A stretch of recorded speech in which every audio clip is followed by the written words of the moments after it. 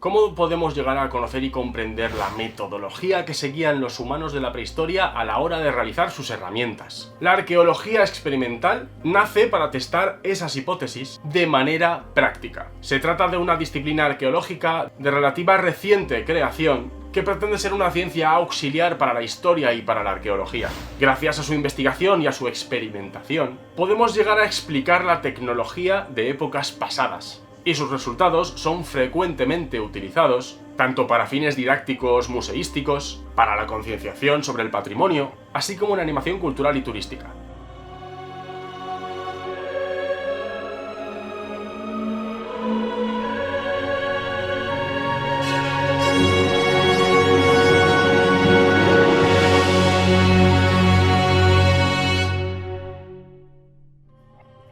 La arqueología experimental intenta comprender las fases que emplearon los grupos humanos para la realización de sus actividades a través de múltiples técnicas que pretenden recrearlas, recrear el uso y el modo de obtención de todo tipo de artefactos fabricados por la humanidad desde los albores de la prehistoria. El objetivo primordial es poder contrastar hipótesis y teorías, permite desechar ideas o modificarlas. Y el modo habitual de proceder en esta disciplina es mediante la reconstrucción experimental de estos objetos, de estos usos y técnicas, por supuesto en condiciones controladas de experimentación. Finalmente, se comparan los resultados obtenidos con los objetos arqueológicos originales y se tratan los datos, para ver si existe una correlación fuerte o no entre lo observado o lo puesto en práctica mediante la experimentación y lo observado en yacimientos y artefactos arqueológicos. Esta arqueología experimental cubre muchos campos. Por ejemplo, se usa para testar metodologías de fabricación, como por ejemplo la fabricación de la industria lítica,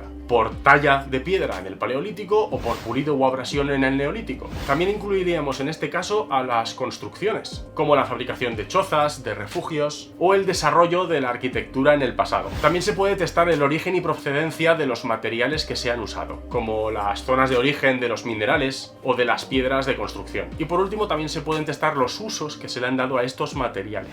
Por ejemplo, en el caso de los usos de la industria lítica, ya no solo se puede recrear la pieza, como por ejemplo una raedera o un bifaz, sino su uso, y luego observar las marcas dejadas por el útil y en el propio útil, y luego comparar estas marcas con el registro arqueológico y paleontológico. Así, por ejemplo, podemos testar si las marcas de corte que se encuentran en unos huesos fueron producidos por un tipo de útil u otro, o si las marcas de desgaste y uso en el propio útil corresponden con su uso con materia vegetal o con pieles o sobre hueso. Este uso de la arqueología experimental está íntimamente relacionado con la subdisciplina de la traceología, una disciplina de estudio de los útiles que permite, mediante un uso analítico de su superficie y de sus marcas de uso, llegar a comprender precisamente qué usos se le dieron en el pasado. La arqueología experimental en los últimos años se ha convertido en una disciplina realmente necesaria para la comprensión de la industria lítica y de las culturas paleolíticas, y en general para la interpretación de la prehistoria. Su desarrollo ha facilitado e impulsado la comprensión de la industria lítica, por ejemplo, facilitando mucho más